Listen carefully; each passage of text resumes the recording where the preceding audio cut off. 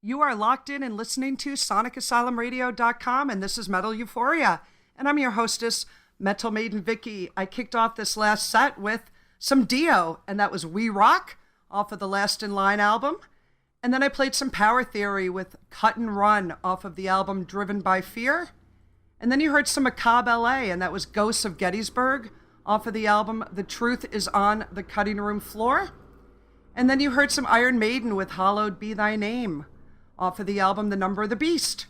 And you heard some Q5 with A Prisoner of Mind off of the album New World Order. And you just heard some Black Sabbath with The Mob Rules, of course, off the album Mob Rules. And that brings me to the event of the day, you guys. I am so excited and honored to welcome to Metal Euphoria world-renowned heavy metal, hard rock drummer, the one, the only, Vinny Appice. Welcome to the show, Vinny. Oh, wow, what a build-up. My God, I don't deserve any of that. You absolutely do. Oh, dear. But I love what I do, so that's why it doesn't, I love being able to play and make music and the whole thing. I just really appreciate I'm able to do this, too. And I've had a long career, so. Yes. Anyway, it's great to be here with you, Vicki. This is awesome. Oh, me too. Thank you so much for spending some time with me today, Vinny. I really appreciate it. And I want to give huge thanks to Howard Schimmel, my Pi Alpha Nu fraternity brother, for making this come to fruition. Very cool. Howie's great. He's a hard worker, and we're putting together the event that's coming up, which we'll talk about shortly. But he's a great guy. Yeah, and, he is. Really got it together. It's great. He definitely is. And I want to give huge thanks to Matthew at the nycmetalscene.com as well for listing today's interview on the website. Very, very cool. Thank you guys so much. Well, Vinny, you have had such a brilliant and illustrious career to date, with bands such as Black Sabbath, Dio, Heaven and Hell, Last in Line, Resurrection Kings, and many, many more. And you're still going strong today. It's just absolutely incredible. John Lennon. I know. Well, we're definitely going to get to that because I want to hear the story about how that all happened for sure. Yeah. Okay. Going back to your very early teenage days, Yeah. That's very, very cool. But one of the things that you got coming up, which is really exciting, is the Chiller Theater Toy Model and Film Expo that's coming up October 27th through the 29th at the Hilton Parsippany in Parsippany, New Jersey. This looks like a fantastic event, Vinny. If you want to talk a little bit about that. Yeah, actually, I've never been to one of these events, and Howie contacted me and asked me if I wanted to be involved, and I said yes. So I'm really excited about this, and I know what goes on. It's a lot of different people there, and actors and musicians and just people in the entertainment business. But so I'm really looking forward to being part of this, and then so I like I said, I've never been to one of these, so it's going to be a big surprise for me too, and I'm very excited, and excited to meet everybody that's going to come by, and excited to see the people that are appearing there too. So I'm a fan of a lot of the TV stuff and music, obviously. So yeah, it's going to be a great event, and really looking forward to this.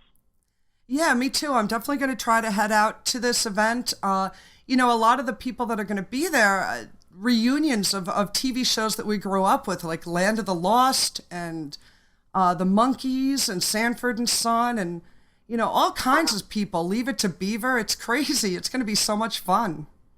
Okay, stop right there. Leave It to Beaver. I love that show. Yeah, me too. I love it. I put it on at night, and I go to sleep because it's so calm. There's no internet in there. There's no cell phones. Nobody's checking their email or on the cell phone, and then it puts me to sleep. I'm the calms me down. I go to sleep. But I love that show. I loved it as a kid. So I really want to meet the cast, Jerry Mathers and whoever's going to be appearing there. I would love to get a picture with them, too. Yeah, it looks like and Jerry... the Monkees, obviously, growing up in the 60s, it was the Monkees, and that's going to be fantastic, too. So those are a couple of things I'm really excited about. Yeah, definitely. A lot of fun. Yeah, it says Jerry Mathers and Tony Dow are going to be there. Very cool. But all kinds of people, and that this is your first ever convention appearance. So, anybody that is in the New Jersey, Parsippany area, definitely head out to this. Chiller Theater. I mean, we all remember Chiller Theater from when we were kids. That was our Friday nights was like Creature Feature and Chiller Theater.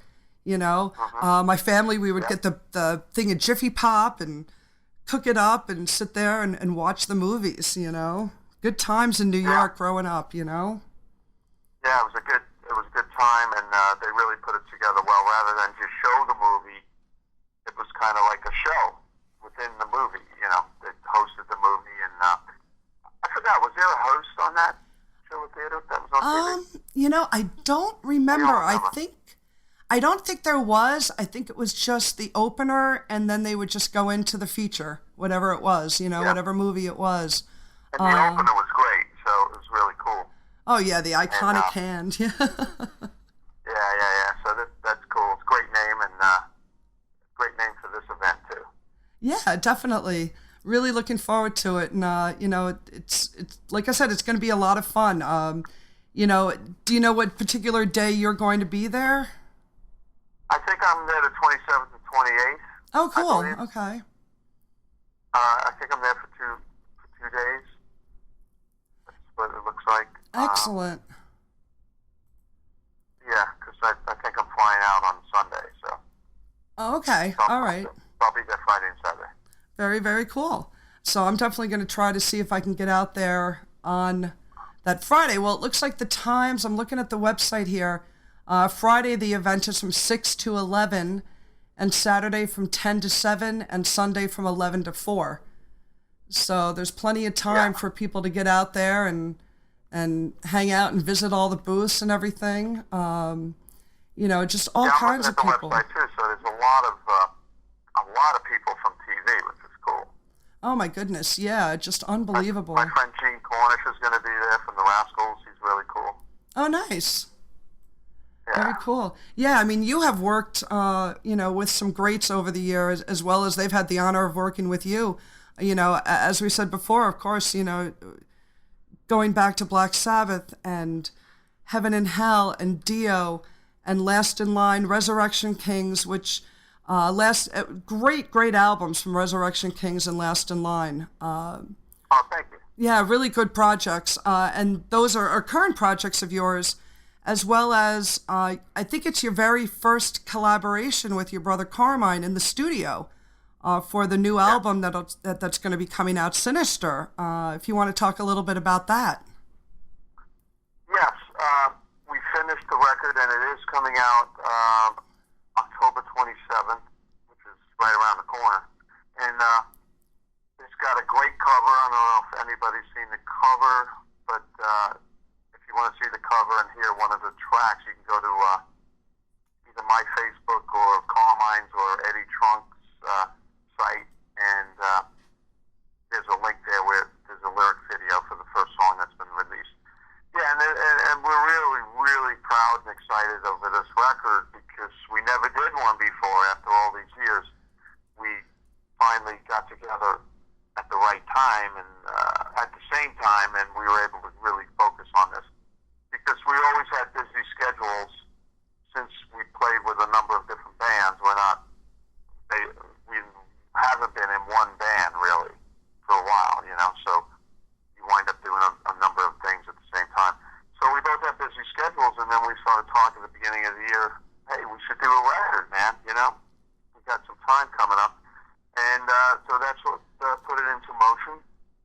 And then we did a fundraising thing through Pledge Music, which was great. We thank everybody that contributed to that. And that got the whole thing started. And then we, in addition, played the song that's released as the lyric video, which is called Monsters and Heroes. It's a kind of a song tribute to Ronnie James Dio. And Paul Shortino wrote the lyrics and sang on it, and a lot of the guys from King Cobra played on it, and including 2 drum sets, so me and Carmine are on it. And so that was the first thing we played for SPV Records, and they loved it, and they signed us to a record deal. So we did really well, and we had both things in motion, which enabled us to have a little bit better budget to get the album done and make it sound great and get all our friends on it too. So then we actually started it in January, Oh, okay. Yeah, I'm really looking forward to hearing this. I did hear that track, and it's fantastic. And you were talking about the album cover, and if you guys haven't seen it, basically it's Vinny and Carmine with their face split down the middle, with like a Frankenstein type of stitching going down the zippers in the middle of your face, and it's really cool looking. And the sides, both sides of your face, is kind of like black and white alchemy type of picture. Great cover. Yeah, and then when I got the stitches removed, it really hurt for about a week. I bet it did. That's awesome. And again, the album is going to be called Sinister, which is such a great name. And it begs the question, Vinny. Now, the project is Appice. Now, is it being pronounced Appice or Appice? Because as we all know, you're Vinny Appice and your brother is Carmine Appice, which has always been an age-old question, especially for me personally, as many of the listeners out there as well, since the 80s, as to why you guys pronounce your names differently. And I think I know why, but if you want to get into a little bit the story behind that. Yeah, well, we actually are messing with the idea. Somebody came up with an idea. Just call the album and the show, spell it out, Appice. That's the name of it, because it's so confusing. What happened was Carmine used to say Appice, and that's the way my father pronounced it. He said Appice. And then Carmine got in the business, he said Appice, and you could even hear the name being pronounced that way on a Vanilla Fudge record called Near the Beginning. And that record was probably released in the late 60s sometime, maybe early 70s. And after the drum solo, it's a live album, Tim Bogert, the bassist for the Fudge, said, "That's Carmine Appice on the drums," So there is actually recorded proof that he said Appice. Then when he played with Rod Stewart, that's when the name changed. Rod kept pronouncing it Appice. So he decided to change it to Appice. And that was like when I kind of got started in 1975, 76. And so I said Appice, like my father. I don't like the way Appice sounds like. It sounds like a piece of cake or a piece of pizza. Especially being Italian, it's like a piece of pizza. Yeah. So I said Appice, and ever since then it's been total confusion as to how to pronounce the last name, and people ask everywhere in the world, including foreign countries and everywhere, how do you pronounce it? You don't even have to finish the sentence. I know what you're at, what they're going to ask. So he says Appice, I say Appice. Then we have an older brother, Frank, and he says a peach. So it's really confusing. So even I get confused sometimes. I don't know who I am. That's great, though. So thank you for finally clarifying that, because, as I said, so many people have always wondered that for years. Even PJ in the chat room, she says, "Yeah, I was confused on that." So. And then in I think the year 2000, I did the Black Sabbath reunion tour. Bill Ward couldn't do it, so I did it. Now, before that, in the 80s, Carmine played with Ozzy, and Ozzy used to, after Carmine's drum solo, announce him, go, "Carmine Appice on the drums." So during introduced everybody. He went, "No, the drums, Vinny Appice." And he looked at me, and it was cool. So the next day in the hotel lobby, I said, "Hey, can you, I say it differently. Carmine says Appice, I say it Appice." I said, "Oh," you know. He acknowledged it, and he kept going over it with me. So then the next night, he did the same thing. He introduced me, and he went, "And Vinny," and he turns around, he's all nervous, like he's going to say it wrong. And I'm laughing, I'm thinking, this is Ozzy, you know, he can do whatever he wants, you know. Right. Call me anything. I'm up there, and, you know, I'm not going to get upset or anything. So, and he got it right. He went, "Vinny," but he looked really nervous. And he said, "Vinny, Appice." That's So awesome. it was really funny. I thought it was really cute. He's so cool. Now, I know I was reading when you did do that tour when Bill Ward had left the band, that it was kind of a rushed thing, and you kind of had some things happen during your first night, I think when you played in Hawaii. Yeah, well, that was joining Black Sabbath with Ronnie in it. Oh, right. Okay. Ronnie Okay. on vocal. Yeah, that was like 1980, and it's the real story with that is I was in Chicago. No, this was before. I got a call from Sharon Osbourne in the 80s saying basically that she's going to put a band together around Ozzy, and we'd like you to be in it possibly. So they wanted to fly me to England to hang out with Ozzy to see how we get along and all that. And I was probably 19 years old or something, so never been out of the country except for Canada. So I asked my brother Carmine what he thought about that. And he said, "Well, Ozzy's pretty nuts, you know." Pretty crazy because he's been around them and stuff. So I was like, "Oh my God." I was a little young kid, so I actually turned it down. I called Sharon back and said, "You know, I can't do it, blah, blah, blah." And then about a month or two later, I get a call from Black Sabbath. So Black Sabbath calls and said, "We're in California. We're looking for a drummer. We heard about you, and love you to come down and meet Tony and see how it goes." Wow, okay, cool. And that was easy because I'm in California, I was in LA. So it's easy for me to go meet Tony. Not a bad year when you got Ozzy calling you and then Black Sabbath calling you all in 1 year. Absolutely. That's a pretty good year. Yeah, so I went down to the hotel to meet Tony, and then we got along really great. He had an album that I did called Axis, which is a really good album, three-piece band that I had, and Andy Johns produced it, so he liked the album, and we got along good, so he invited me down to rehearsal, which was in LA at SIR Studios. So I went down with my little drum set, and we played Neon Nights was the first song we played.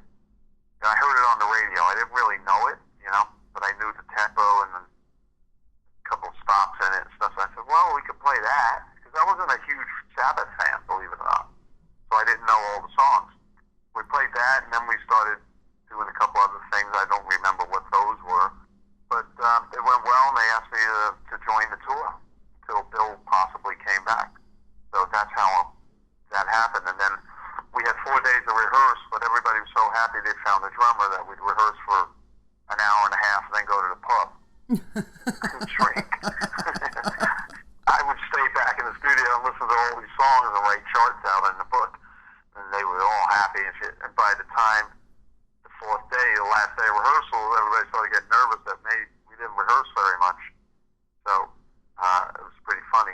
And then we went to play the first gig, which was Hawaii Aloha Stadium, and it was 30,000 people there. And I had my book next to me, with cheat sheets, and I could read music, and there was some music written in there. And then as I'm playing a couple songs in, it started raining. Somehow the book got really wet and unreadable. And I'm like, "Oh no, this is ridiculous." Yeah. Something happened, you know, with the water spilled on it. Something happened. So halfway through the set, we had to wing it. So that meant the endings were really long until we all made eye contact and went, "Okay, now." You know, I had to remember it. And so it was pretty crazy. But we got through it, and then I signed the book, and I threw it out to somebody in the audience. I wondered who actually had that book. Nice. Yeah. Yeah, you wonder. Sabbath. Yeah. That must have been crazy. You know, what a whirlwind of events, you know? And then, you know, for the first 2 weeks of the tour, all I did was listen to the songs and get them down, you know, because I didn't know the songs. And even in Hawaii, we had a couple days off. Everybody's on the beach, hanging out, having a great time, and I'm there with the Walkman on, you know, the cassette Walkman. Right, yeah. I had a Walkman. Yeah. They were the best thing things. When they first came out. Oh, like, wow. yeah. Absolutely. You had to have one. You know? Yeah. Exactly. I think I still have mine. One. I borrowed Jeff Nichols, the keyboard player's one. You know? I'm like, I gotta listen to this stuff. I kept listening and listening and listening.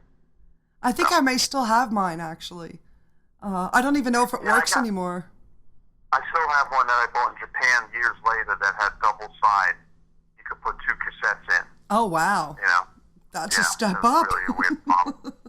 I don't know why you would use 2 cassettes in it, but that's what they had. Well, you know, they were always one jump ahead in the technology, right? You know? Yeah, I guess. Mm-hmm. Play one and then play the other. Well, that is very cool. I mean, you know, as I was saying before, what a brilliant and illustrious career. You know, going back to when you started playing drums at the age of 9, and that led you to meeting John Lennon when you were, 16? Now, how did all that come about, Vinny? Well, I started when I was 9, and then Carmine was on the road with the Fudge, so he used to come home once in a while and show me some things. And then he heard me play, and he told my mother, hey, he's really good. Bring him to the drum teacher that he went to. His name was Dick Dennett in Brooklyn. So she brought me there, and he said, yeah, he's really good. So I started taking lessons for 3 years. So I was, you know, going through books and stuff. So I was pretty good at 13. And then I bopped around Brooklyn with bands here and there, and then hooked up when I was about 15, 16 with my friend Angelo, played bass. He went on to be the engineer for the Holy Diver album and Last in Line, and he did a lot of the Dio stuff as a recording engineer. But he was the bassist, and then he knew the guitar player Joey Dambra, and Joey knew Jimmy Iovine, you know, who was producing John Lennon, who went later on into Scope Records, and, you know, did amazingly well. And so we hooked up with Jimmy, and Jimmy wanted to bring us into Record Plant Studios to record and produce us and try to get us a deal, because we were really good. It was a 9-piece band with 4 horn players. And then it was really good, really tight. So we used to hang out with Jimmy a lot, and then we wound up doing some demos, and the owner of Record Plant loved us, signed us to a management deal, gave us a rehearsal room in the Record Plant building for free. We'd rehearse there every night, really big room on the top floor. And one night we're up there rehearsing. Jimmy called us on the phone. He goes, can you guys come down, do some hand claps on this session? We said, sure. So 9 of us went downstairs, and we go in the studio to do the hand claps, and we look in the control room. There's John Lennon. We go, oh my God. Wow. Look who's in the control room. Jesus. Freaking out, you know. And then we put headphones on, and he starts talking to us. So you hear this famous voice coming through your headphones, like telling you what he's looking for on hand claps, you know. It was like amazing. So we wound up doing hand claps on the song called Whatever Gets You Through the Night. Okay, so wow. Like band on that song, doing hand claps. So then we left. We went back to our room, and he probably asked, who was that? And Jimmy told him probably, that's the band I'm producing. They're upstairs. Because a couple of days later, we were rehearsing, and John came up to the rehearsal room, listened to us play. And from then on out, he would come up a lot, you know. Smoked a couple joints with him. And it was really cool. We played pool. There was a pool room there. And he liked us. And for what I found out, he was kind of grooming us to be his next band. Because he then asked us to do 3 videos at the Record Plant, which we did. And then he asked us to do a live gig with him at the New York Hilton, which was being taped for TV, like a wide world TV special. And it was a salute to Sir Lou Grant. who was a big English entertainment billionaire guy. John didn't like him. He thought he was two-faced. So John wanted us to all get to wear two faces. Like they made a mask of our face and put it on the back of our head, so we were bald with two faces. And we would wear black shiny jumpsuits, and John would wear a red shiny jumpsuit. So Wow. that's what he had in mind. So it was like, okay, meet at the record plant. We got in a van with John and went to get fitted for the jumpsuits, and then we went to get the masks made, and there was a number of times we had to go back and forth with John. It was great. So we went out. It was a black tie affair at New York Hilton. We come out. John Lennon comes out, and with 9 guys that have two faces on their head and black jumpsuits, and John comes out in the red jumpsuit. So we played 3 songs with him: Imagine, Slipping and Sliding, and Stand By Me.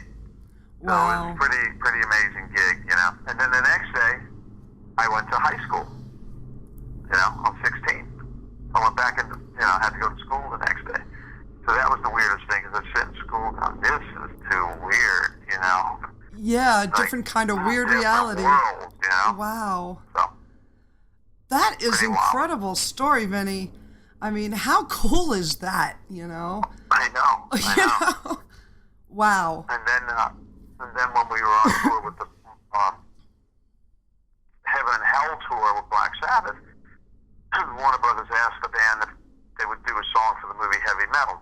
So they said yes. So we wound up having a couple of days off, and we went into John Lennon's house in England. He was already passed, by then. He was just shot. Right. And we went into the house. It's owned by Ringo now, and this big studio in there. Really cool English mansion, this amazing place. So they gave out rooms, and of all people, I got John Lennon's room. It said John and Yoko on the plaque outside. And Wow. I was kind of freaky, like, wow, he just got shot, and, I don't think I want to stay in here. So I got a different room, and I stayed there, I should have stayed in the room. I guess I was chicken. Well, I can understand that, though. I would have been kind of freaked out about it, too, I think, Yeah, it was kind of freaky,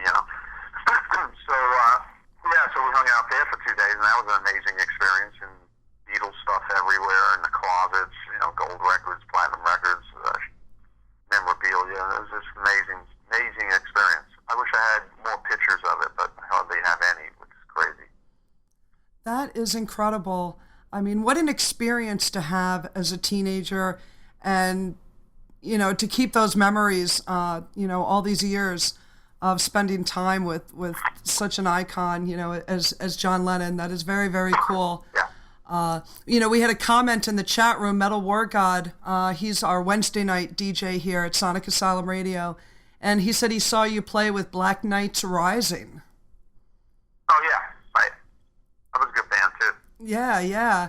And George Neal, he's in the chat room as well. He is the bass player for the Halloween band out of Detroit. And he said that you are his measuring stick for all drummers, a bass player's dream.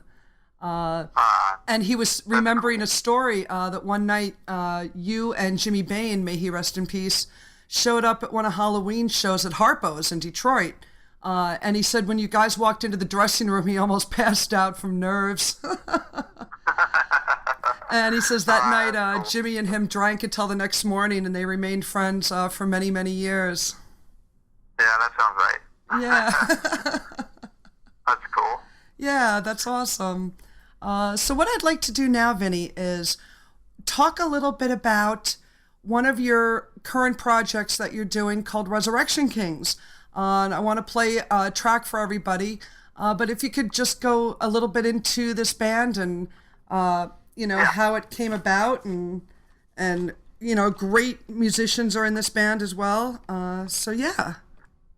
Okay, well, it came about that Frontiers wanted to do a project with Craig Goldie, and Craig put it together. He called me and said, "Hey, would you want to be involved in this?"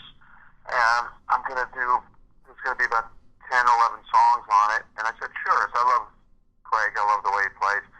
And he was a guitar player from Dio, Sure. That was his name. And so he put it together with me, him, Chaz West on vocals. Chaz and I played together in a couple bands, and then Sean McNabb, who's now with the Link Schmob on bass. So we did the album, and it was came out great. You know, we didn't do it in the same room. It's one of these internet albums, I call them, where they just send files back and forth, which is easy to do now. So we did the album and a couple of videos, and the album did okay, and we did a bunch of gigs here and there, and you know, we didn't really focus too much on it because it wasn't, you know, it needed some money behind it and stuff. That wasn't there. So we did do gigs, and people loved it, and we're actually, it's kind of a reunion, but I'm doing a drum clinic on October 13th. It'll be on the internet. It's godpsmusic.com, and I invited the Resurrection Kings to come down, and we're going to play a bunch of songs, and then do a little clinic spiel and all that. So it's going to be a great event. It's on Friday the 13th, which is not, I was born on Friday the 13th, but in September. Oh, so right. It's pretty cool. Yeah, so it's Friday the 13th, and we'll be playing as the Resurrection Kings. That's this October 13th. So anybody listening wants to check it out, go to godpsmusic.com.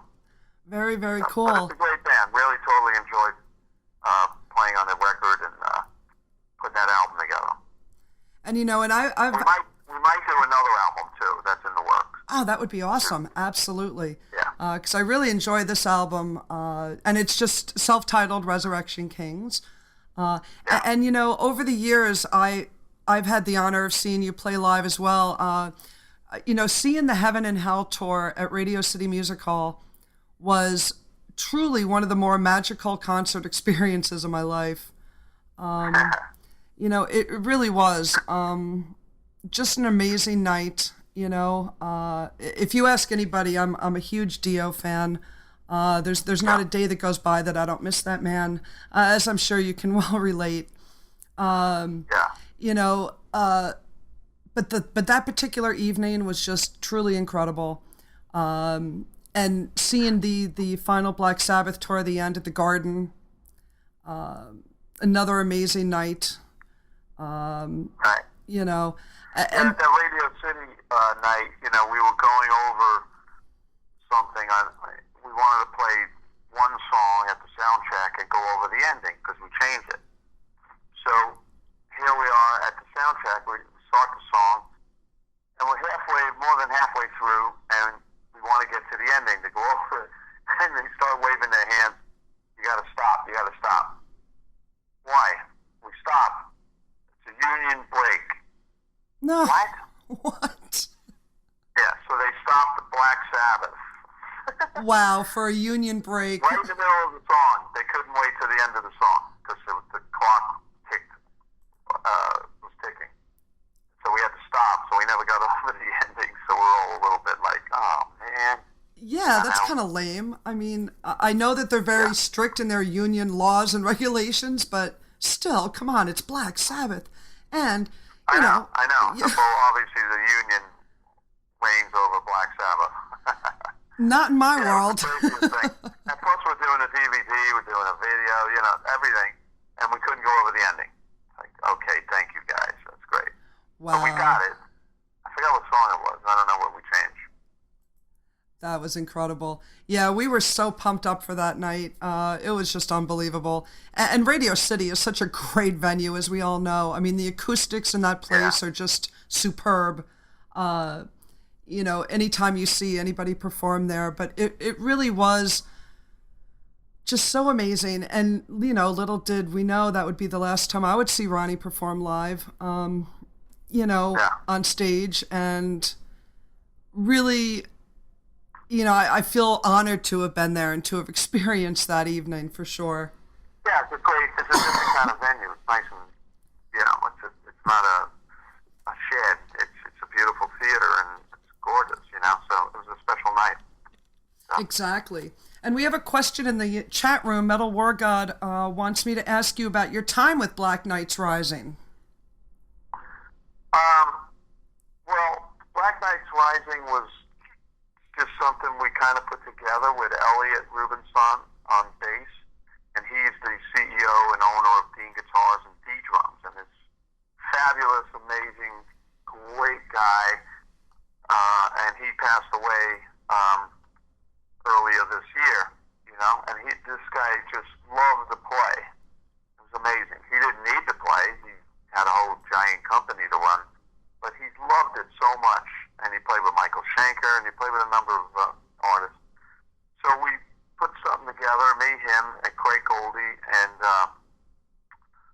John West on vocals, and we wound up doing a tour with, it was a guitar tour with Vinny Moore, Yuli Roth, Craig, and who else was on there? A couple other guitar players. So we did like a 2-month tour around the U.S. And it went really well. We opened the show, and we just kicked ass for 45 minutes. It was so tight and strong. People loved it. So it was a really great band, and we did a couple more gigs after that, and then we were trying to schedule something, last year, but it didn't happen with everybody's schedule, and then unfortunately Elliot passed away. So yeah, I'm sorry to hear that. Great to know him and play with him and see him smile on stage all those times. Yeah, absolutely. And Metal War God says that he got a drumstick from you that night, which is very cool. Yeah, I need that back because I only have one stick left. You hear that, Metal War God? Vinny needs a stick back. Very cool. All right, guys. Well, what we're going to do now is play this track by Resurrection Kings. And the song is called Livin' Out Loud. If you want to get into the meaning behind that song. Play it loud. Play it loud. All right, that's what we're going to do. And we are hanging out today with the one, the only Vinny Appice. And we will be back on Metal Euphoria, only on SonicAsylumRadio.com. Crank it up, Resurrection Kings, Livin' Out Loud. All right, welcome back to Metal Euphoria on SonicAsylumRadio.com. And we are hanging out today with my special guest, Vinny Appice. And you just heard a track by the Resurrection Kings called Living Out Loud. And that is off of their self-titled release, Resurrection Kings. And you just heard some Last in Line, and that track was Star Maker off their album Heavy Crown. And I want to get into a little bit about Last in Line, Vinny, if you want to talk about that band and how it all came to be. Yeah, and that band, that's my main band, the band that I love. And it started out as Vivian Campbell, he was the original guitar player in Dio. He plays with Leopard now. And Jimmy Bain was the original bassist in Dio.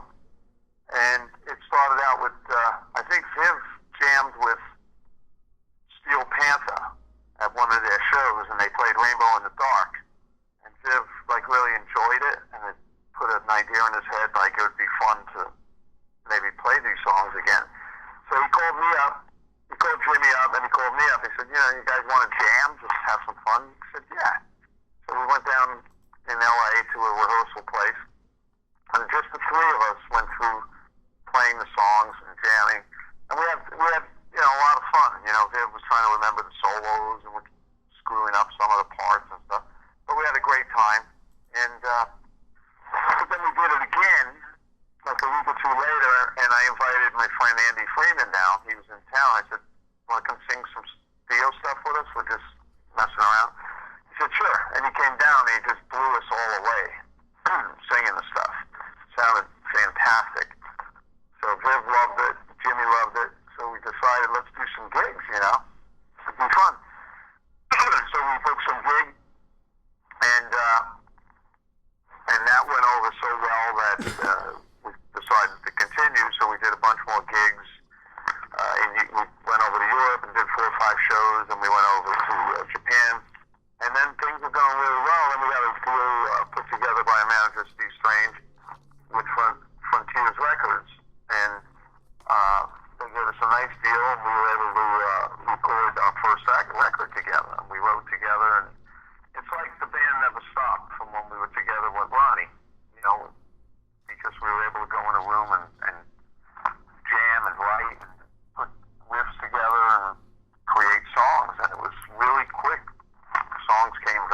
obviously, and we had a lot of fun doing it. It's a great band. There's no egos involved, and everybody's on time, and everybody's just into it. And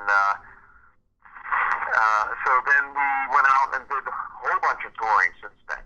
And then 2 years ago, about 2016, we did a rock cruise with Def Leppard, and we were scheduled to play on a Sunday, and Def Leppard was scheduled to play on a Saturday night. And it was a crazy night because Jimmy wasn't doing well. Jimmy Bain, at rehearsal he didn't look well, and but he made the rehearsal. He made the trip to Florida. We played a pre-board gig, pre-boarding the ship gig, and Jimmy was able to do that. And then we got on the ship, and we thought Jimmy would rest up, and we had a butler on board and everything, and he would take care of him.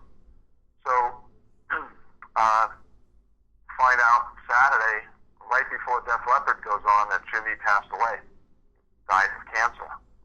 Oh my I don't know if gosh. he knew he had it. I mean, it's all kind of up in the air as to if he knew that or not. So we had to tell Vivian, who was just due to go back on with Leopard, they were just going to do their show.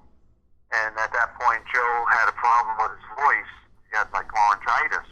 And it was a crazy evening. So Viv was freaking out, and then Leopard was freaking out. We're all freaking out. Jimmy passed away right before they go on. It was the weirdest show ever. So Oh my gosh. we went out, Viv sang a song, and then Andy, our singer, sang about 5 or 6 songs. And then Kit Winger got up and sang a song with them, and it was just a really unusual rock evening, Oh, I can imagine. How tragic. So the audience didn't know what was going on with Jimmy. So the next day when we scheduled to play, everybody came in. There was like 2,000 people in the arena. Then Eddie Trunk explained to them what had happened, and everybody, you could hear everybody gasp. Wow. So then me and Viv and Andy came out. We had Jimmy's guitar on one side and Viv's on the other side. And we just told stories, played videos, and it was an hour of storytelling and then tribute to Jimmy, basically, and everybody loved it. It was really a really magical moment, really. So it was sad, we missed Jimmy, and that it was just crazy. So, and then eventually we had a tour book, but we canceled it, and then eventually we got a new bass player, Phil Susan, who comes from the same roots as us and is a dear friend of everybody's. I'm really close with Phil Susan, and he came in the band, and we were able to continue. And so now Jimmy unfortunately died right before the first album was released too. The Heavy Crown album was released in February, so the cruise was in January, so he didn't even get to live to see that, and the album did real well. So we're now working on the second album and writing with Phil, and it's going fantastic. So we recorded 5 tracks so far, and we'll continue in December. Well, So the band's great. It's a great band. I mean, we get along so well. It's just a pleasure to play with these guys. And Vivian's just a master on the guitar, and he's just such a great guy and a great friend. Yes, he really is. Great to play with him again. And and that's good to hear that you guys decided to continue on with this project, and that must have been so hard on that boat cruise. I mean, I can't even imagine seeing everything unfold and how it went, and I think you guys carried on with class and dignity, and talking about the stories. Jimmy Bain was such a fantastic bass player, and from what I understand, from you, from George Neal and other people that have met him over the years, he was just an incredible person. So that's awesome, and of course he played bass on one of my favorite albums of all time, Rainbow Rising. Quite a career that he had, and he's a legend. Yeah, and cancer is just so hard, and hopefully they will be able to find a cure for it someday. Although I think it might already be out there, I don't know. But what a strange series of events. And many things that have happened to you through your life. All the good, the bads, the up and down. It truly is incredible. And to see you here today, And Last in Line actually has some shows coming up in beginning of November. November 2nd, you're going to be at the Upstate Concert Hall in Clifton Park, New York. And November 4th, you'll be at Mulcahy's Pub and Concert Hall in Wantagh out on Long Island. And the following day, you're going to be in Derry, New Hampshire at the Tupelo Music Hall. And you're also going to be doing a show on November 3rd at the Sherman Theater in Stroudsburg, PA. So very, very cool. And yeah, the East Coast seems to love the band. Yeah. we played, when was it? I don't know, in the summer or something. We came there and the reception was incredible. All the shows were sold out pretty much. And we had VIP packages and those was like sold out, and they just loved the band. And then we just got requested to come back. And, so we're glad to come back, play for everybody, a couple of different places, so we're looking forward to it, Yeah, I definitely want to try to head out to the show on the island. Yeah. Absolutely. I've heard Mulcahy's is a pretty cool place, too, as far as venues go. Cool. Yeah. So good deal. And then you said you're doing something right after that. What do you have going on right after those Last in Line shows? Well, after that, we're going to head over to Belfast because we're doing a special show over there on the 11th, I think it is. Vivian Campbell is from Belfast, and they're giving him a Lifetime Achievement Award and a whole big celebration of his career. Oh, wow. Very nice. So we're going to play at the show, So it's going to be a special thing that's going to happen. So we're going over there to do that. And then after that, I continue on with I have a band there in Europe that actually Carmine and I played with. And we're just going to do a little tour of old Sabbath stuff and stuff I played on, more of the obscure songs, and maybe a couple of Dio songs. And it's like an evening with Vinny, pretty much. So we're going to do a little tour of that for about 2.5 weeks. Then I finally come home. Nice. So Wow. all this will be on my website. Like those dates will be up pretty much next week. And it's just been busy. And then Carmine and I might go back to Europe in January. Looks like we're going to do 10 shows supporting the Sinister album. Excellent. Yeah. And the countries that you're visiting towards the end of November, I mean, awesome. You're going to be in Germany, Italy, Austria, Slovakia, Poland. Very, very cool. And you guys can check out all these tour dates at vinnyappice.com and just click on the tour dates tab to check it out and to keep current with what's going on. And of course your Facebook page. But so that's awesome that you're so busy. Because I know you do. You love what you do, and it definitely shows. You play with such passion, with such power, and it truly is an incredible gift that you have. Absolutely. I'm just fortunate to have played with such great people that established me too. And fortunate to play with Black Sabbath. Black Sabbath. Who doesn't look up to Black Sabbath? It's almost like they were the mother and father of all these bands. Yes. And then they just had babies, Everybody was influenced by Black Sabbath, and I got to play and made some important albums with them, and it's very fortunate, and I really appreciate that.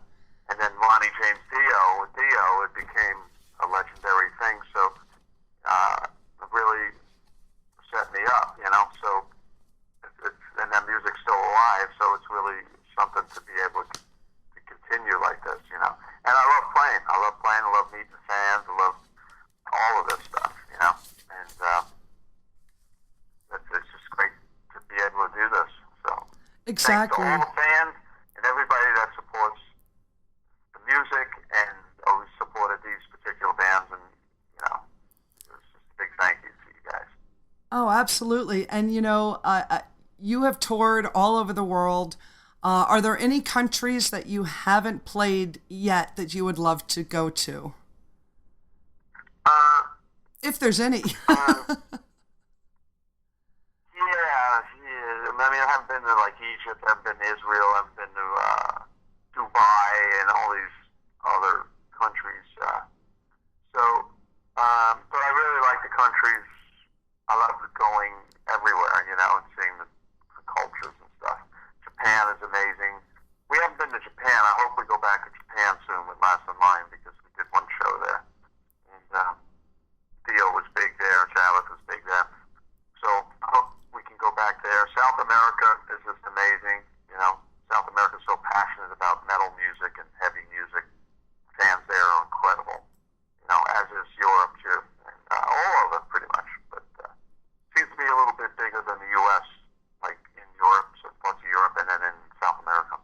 Sure, absolutely. Really passionate about it.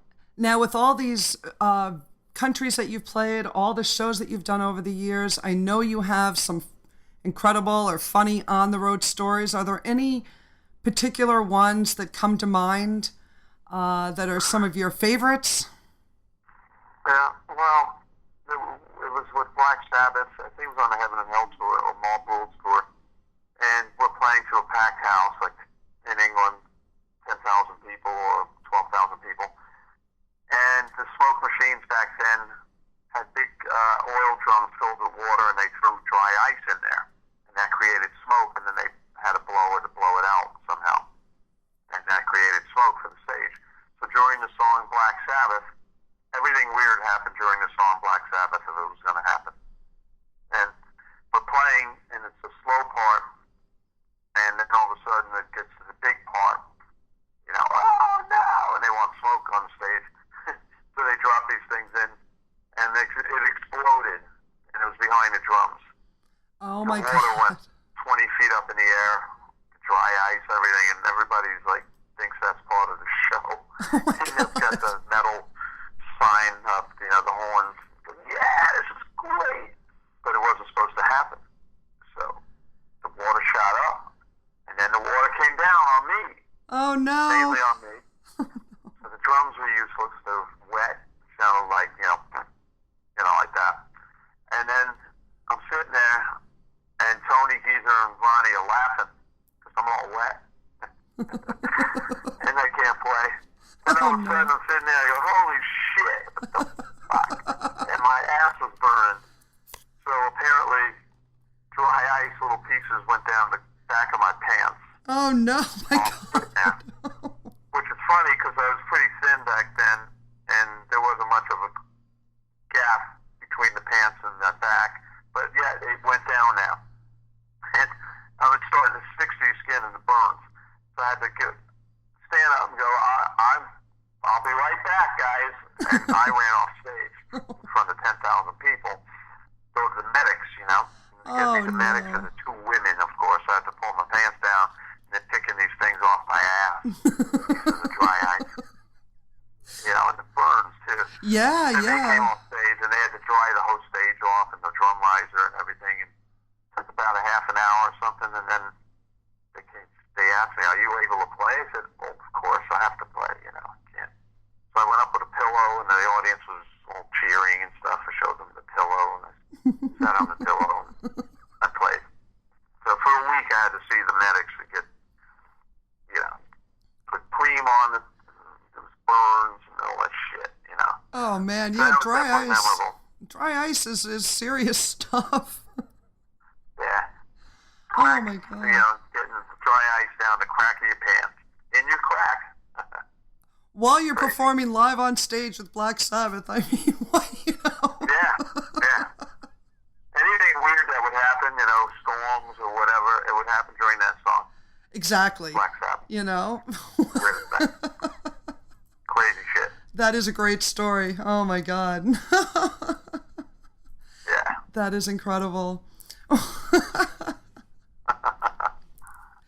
Well, the other thing I wanted to ask you, Vinny, now a lot of musicians have this. Do you have any pre-show rituals that you like to do before you go out on stage, if anything? Not really. I warm up, I just have 6 backstage, wherever it may be. And, I just play. Actually, I just cross my leg over and I play on the sneakers, the rubber soles, just warm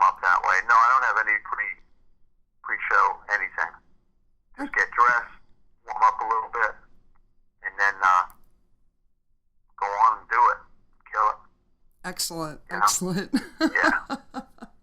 No superstitions that my shoelace has to be tied to the left or any weird thing, like that. Yeah, right. Exactly. All right, very cool, very cool. Well, I know your time is limited, and I so appreciate you coming on the show with me today. And just for the musicians out there, I know there's a lot of drummers out there listening today. What kind of kit do you currently play? Well, right now, what I use, I've been with them for a long time, is D-drum kit, and it's called a Max kit, and the wood is alder and maple together, combination of that, of those woods, and the kit just sounds incredible. And the bass drum's like a 60s bass drum, early 70s, 24 by 14, not usually 16, or you can go all the way up to 22. I use a 14-inch wide bass drum, and this thing just punches it out. So I'm using that, and then I'm using a company called Chromacast, all their hardware, and that's actually affiliate of Go DPS where I'm doing the clinic. These guys make some great hardware, great pedals and stuff. So I'm using that. That's called Chromacast, and then Istanbul Mehmet cymbals from Turkey, and great cymbals, really warm sounding cymbals, and the sticks are actually, I switched from Vic Firth over to Chromacast. I like the sticks. So some great companies, and Evans Heads on the drums, and they're all great companies, very supportive, really nice people. It's like a family. So that's what I'm using right now. And the kit's not very big. I just use 4 toms, 2 up front, 12, 13, and then on the bottom it's a 16, 18, and then the bass drum's 24 by 14. And I use a snare drum, which is always wood, and it's always 5 inches high. I don't use deep snare drums because I sit kind of low, and the deep snare drums are too high. And I never use metal because I play kind of loud, and the metal snare drums are overpowering when they're playing that hard with the rest of the kit. So I like the warmth of wood. So that's what I'm using right now.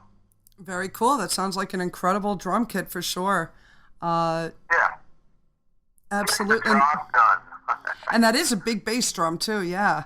But you're like I said, you're a powerful, heavy-hitting drummer. So I'm sure. Yeah, I play with a lot of power. I like to beat the shit out of them, and I don't play. The power's all in the wrist. So I don't really raise my arms up a lot, and you can get a lot of power when through your wrist and your foot. And, yeah, so it works for me. Absolutely. I like to be the loudest one in the band. As you should, the drummer. Absolutely. Yeah. Now, I got a kind of an off-the-wall question for you, Vinny. Who is your favorite cartoon character? Cartoon character? Yeah. Maybe Popeye, I guess. Popeye, very cool. Okay. Yeah, he used to eat the spinach. It always looked good in the cartoon. Like you squeeze a can and spinach would come out. And, it looked like it was all flavored with maybe with some garlic and butter and stuff. And he'd eat it, and then he'd become Popeye. It always looked so good, but then when you taste the spinach, like plain, you go, oh my God. Oh, bless. Weird. But I eat it now. I do too, but I'll only eat spinach in the leaf form. Growing up, my mom used to make like the frozen spinach, and, I heat it up in the pan, and it was always so gross. But I don't mind it in the leaf form at all. So. Yeah, I just try to squeeze it out of a can, but it doesn't work, like Popeye. Yeah, sometimes cartoons can be misleading. But that's cool. Nobody's ever responded with Popeye as their favorite cartoon character. That's awesome. Yeah. And then one quick fact you'd probably like is when I told you when I first went down and played with Black Sabbath, I chose Neon Nights because I heard it on the radio a couple of weeks beforehand. And I wasn't familiar with Ronnie James Dio, believe it or not, with Rainbow. I didn't listen to Rainbow. And I heard Ronnie sing Neon Nights, and wow, that new singer for Black Sabbath is pretty awesome. Powerful, man. Wow. And then 2 weeks later, I'm down there playing, and meeting him and playing with him. So I said, let's do Neon Nights. So that was the first song I ever played with Ronnie. And then 32 years later, we played Asbury Park, New Jersey, the last show with Ronnie. The last song I ever played with Ronnie. Wow. And the song has been moved around in the set. It was in the middle, it was in the front, it was in the back. So it's weird that the first time I played it with him and the last time I played with him. Wow, that's song incredible. That took us on a journey together. Yeah, it's kind of a nice, full circle, I think. And last night we were all at a rock and roll thing that Wendy put on for Ronnie's Cancer Fund. You can check some pictures out on Facebook, but everybody was there. It was like Mickey D, Doug Aldridge, so many dudes there. Just the whole, it was like a reunion. Sebastian Bach and Tom Morello, and it was so much fun. And everybody was bowling, and it was just a crack up, really. Oh, that's awesome. I remember hearing about that last year, the Rock and Bowling, when they were doing the, Ronnie, This Is Your Life for the Stand Up and Shout Cancer Fund. It looked like a great weekend. Yeah, and Eddie Trunk hosted it, and but then, they did a little reception thing, and then everybody went down the bowl, and it was just like a madhouse of rock. It was just the craziest thing. Oh, how much fun, yeah. In a while. And you said there's pictures up on, your Facebook page of that night? Yeah, you can find them on Facebook. I saw some pictures there. Hopefully there'll be some more now. In the morning there was some, and there were a lot of pictures taken, obviously, because a lot of people were there, Right, and, right. It was really cool. Wendy did a great job, as usual, and it seemed like it raised a lot of money for the Cancer Fund, so that's great. Excellent. I got the Ronnie James Dio Stand Up and Shout Cancer Fund T-shirt, which I absolutely love. Yeah. There's been a couple of putting together, not me, but some friends are putting together maybe a concert here and there for the shooting victims of Las Vegas, which is so sad. Oh my gosh, and, yes. Yeah, so that'll be posted up there too. It's who's going to be playing, and they're trying to pull it together quickly. So I might play at one of those. Depends on what date they pick, because I'm all over the place. But yeah, that was pretty sad. So. Yes, you are. You are such a busy guy. Everybody, become one. Music will bring it together. So. That's it. Music is a powerful force on this earth. It is. It absolutely is. And heavy metal and hard rock fans are the most passionate, loyal fans of any music genre, hands down. It's truly a special community that we have. Sometimes I just feel truly blessed to be a metalhead in so many different ways, and so many, there's nothing else I think I would rather do. I'm a fan of music in general. I love all kinds of music. But heavy metal, hard rock, that's my passion. That's my heart. Yeah. Yeah, it's got a lot of heart and soul in it, and it's very passionate, and it can get you through times of bad and times of good. So. Yes, indeed, it certainly can. Make it louder. Yeah. Exactly. When it's good, you make it louder too. So yeah, it's just as long as you play it loud, right? Yeah. That's absolutely. And in addition to these projects that you're involved in, you also do clinics and master classes and sessions, and Yeah, I do that too, and then I do rock fantasy camps that are here in LA. David Fishoff is the owner, and he puts together some amazing camps. We just did a Judas Priest one. Judas Priest, Sebastian Bach, and Stephen Adler. Oh, very cool. And actually, we did it at the Whiskey A Go-Go in Hollywood, and Judas Priest, actually everybody, Rob and the whole band, played with every band that was there. There's 15 camper bands, we call them. These are people that paid to be in the camp, and they're not really professional musicians, but they want to live a dream for the weekend. And they got up, and they played with the whole band. It was incredible, That is so cool, Yeah, wow. Sebastian was up there singing with everybody, and it was just rocking out. It was really cool. So we do a lot of those. There's another one coming up in January. You can check their site, see who's coming up. But it's a great experience and a great thing for me. So I get to meet a lot of people, and it's just something different than just doing a gig, Right, exactly. it's helping people achieve, some kind of dream, some kind of fantasy that they have, and how important it is to those people. They walk away from these rock fantasies just on some new level of elation, I can only imagine how they must feel. But it's funny because you don't know, like I'm in charge of a band. We get a bunch of counselors. I'm a counselor. And you don't know who's in your band. So you get a band together, and some guys, they play okay, but they need some help and stuff, and you start kind of guiding them. Then you find out, go, what do you do? He goes, well, I'm a brain surgeon at the hospital. It's like a doctor. And you're telling the doctor he's out of tune and stuff. It's pretty funny. Hey, Doc, you're really out of tune and you're rushing. Can you just, clamp down and concentrate a little bit, please? He's a brain surgeon. And, okay. So there's a lot of people like that, CEOs and people in big positions. But it's really cool because everybody's on one level then. All music, we're here for music. So it doesn't matter. Really cool. Right. You're all there for a collective purpose, and there's nothing like it. There really isn't. Going out to see a band live, it's so important for people to go out to these clubs and support the music, not only for the bands, but for themselves, for the venues. I mean, we've lost so many venues over the years. We're thankful to still have a few here in the tri-state area. But, so many of the big ones have long been gone. So you really need to get out, buy those tickets, buy the merchandise, do whatever you can. And help the band because record sales, records used to sell millions of records, and now you don't sell millions of records. You sell 50,000 records now. That's amazing. So the bands don't make money from the records. Bands make money from going out and playing live and the merchandise, and that's the way you could support the bands, That's, years ago, it was different, It was a different industry, so. Yeah, different time. So that really helps the band survive. That's a good thing.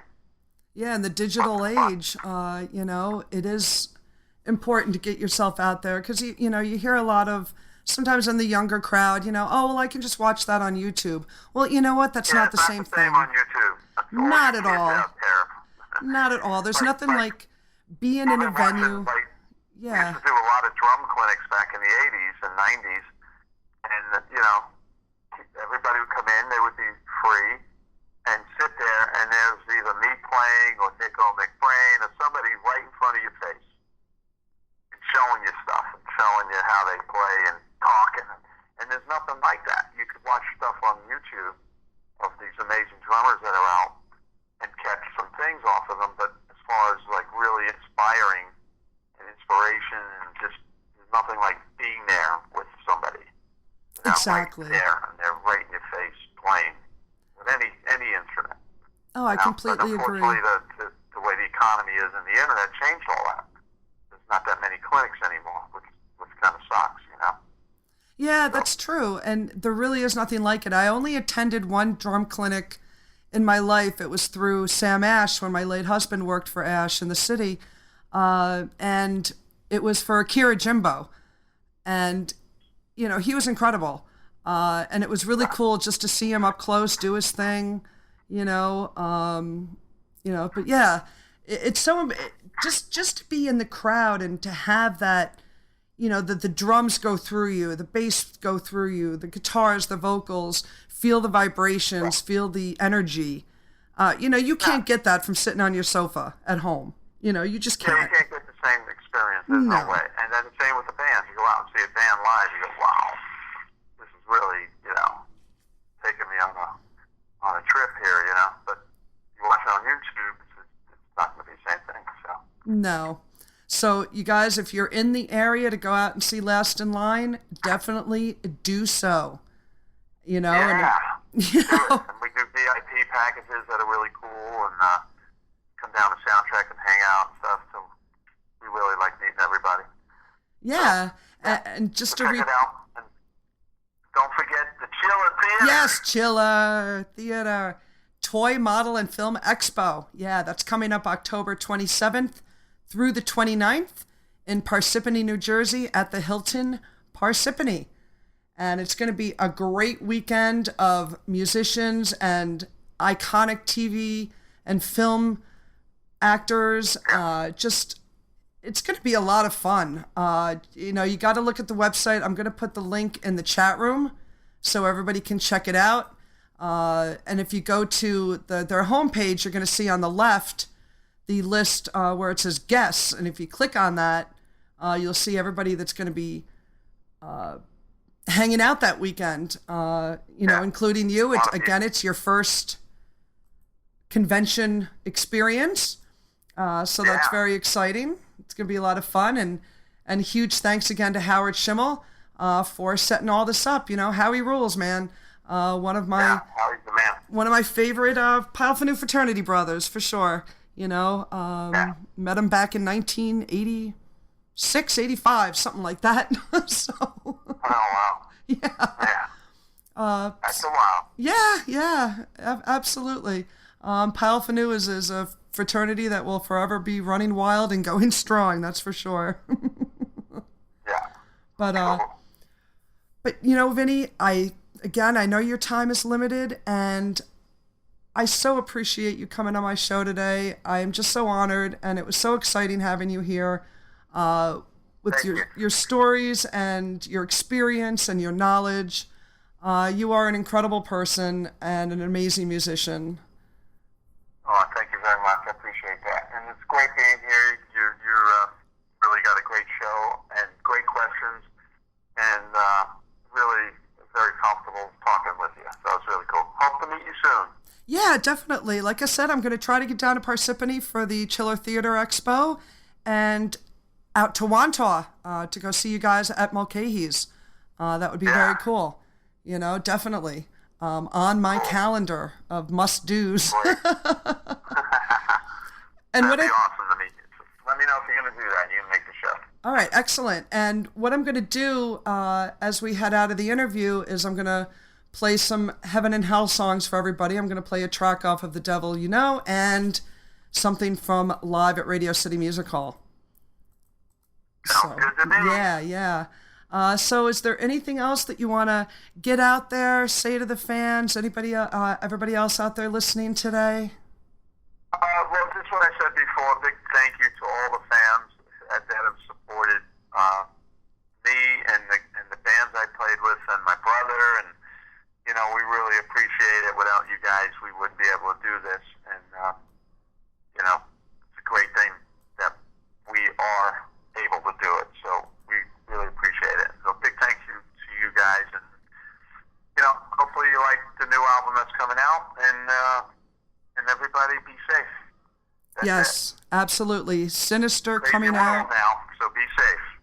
Yes, absolutely. And if you could stay on the line for just a second after we start playing the Heaven and Hell song. Okay, very cool. All right, guys. Yeah. Well, again, huge thanks to Vinny Appice for being my special guest today.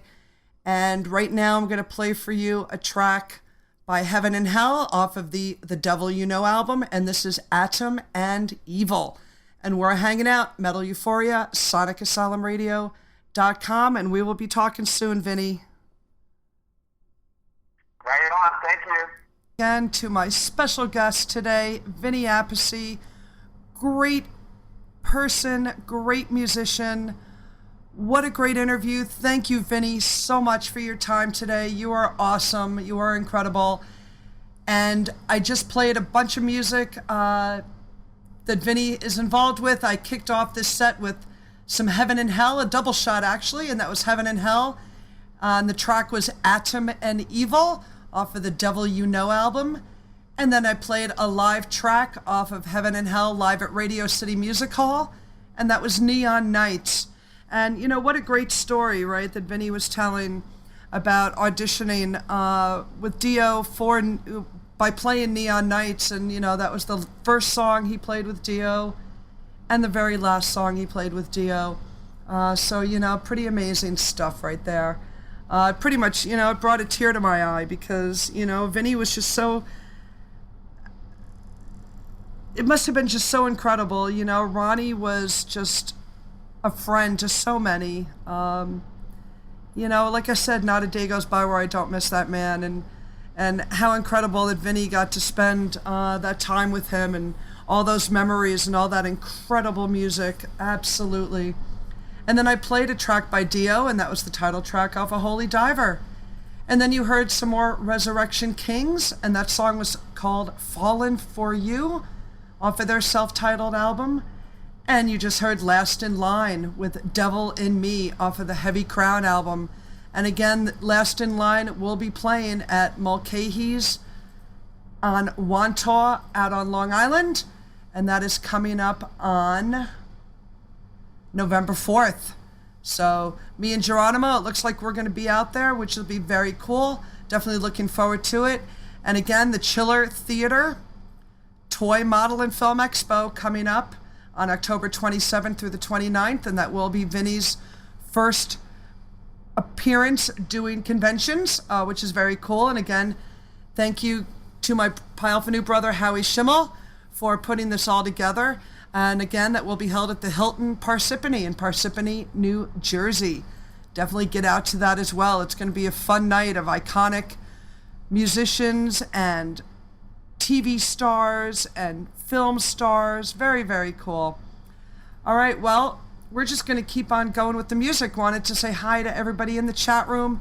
We got Vanessa hanging out, and we got Lori and Metal Word God and Doug Beans and Vic Grabowski and Brain and Sherry, and we got George Neal and PJ and John and Mad Brad and Bob Mitchell and his wife Michelle, and we're all hanging out, having a good time on a Saturday afternoon. And hey to Geronimo and all of our international listeners that we've had throughout the day today out in Fürth, Germany, and Potsdam, Germany, Ottersweier, Germany, Berlin, Germany, Belgrade, Serbia, and the Russian Federation. Thank you guys so much for tuning in. I'm going to be with you until 8 o'clock, and coming up at 9 o'clock Eastern Standard Time will be Groove Master 58 with the 70s Flashback Show. That's right, man. He transports you back to that groovy, awesome decade of music. You definitely want to check it out. And then tomorrow morning, we have Mr. Pink with Wormwood Wonderland. Never know what he's going to play. He's very cool, very eclectic, broad range of music. You definitely got to check out his show, Wormwood Wonderland. And then tomorrow afternoon, George Neal is going to be doing a double shot of the Pure Steel Showcase. That's right. He's going to be on his regular time at 2 o'clock Eastern Standard Time. And then he's going to come back at 8 o'clock, and he's going to be doing a special show with Joe Sims of the band Axemaster, and they are going to be premiering the new Axemaster album, Crawling Chaos, that will be released on Pure Steel Records very soon. So you don't want to miss that, a double shot of the Pure Steel Showcase tomorrow. And, you know, Groove Master just told me that he's going to be doing a special set going out to Tom Petty. As many of you know, we lost this past week very suddenly. I was very sad. You know, he was definitely a legend in American rock and roll history. Fantastic musician and songwriter. So very cool, very cool. All right, well, we're going to head right back into some music. And you know, the next two songs I'm going to play, the next two bands, are teaming up together for a couple of shows. That's right, Halloween and Reverence, both based out of Detroit. And as many of you know, that is George Neal's band, Halloween. And Reverence is just an amazing, amazing metal band. And they're going to be teaming up for two shows. The first one is going to be at Hollowfest. That will be Friday, October 20th and Saturday the 21st out in Cleveland, Ohio at the Foundry Concert Club. And they're going to be on the Saturday night bill. And then the following week, on Friday, October 27th, they will be at the Diesel Concert Theater in Chesterfield, Michigan. And that will be an 18 and over show. The doors open at 7. So very cool. So that's what we're going to do right now. We're going to play some Halloween and some Reverence for everybody. And we are hanging out, Metal Euphoria, SonicAsylumRadio.com, the best underground music on the planet, period.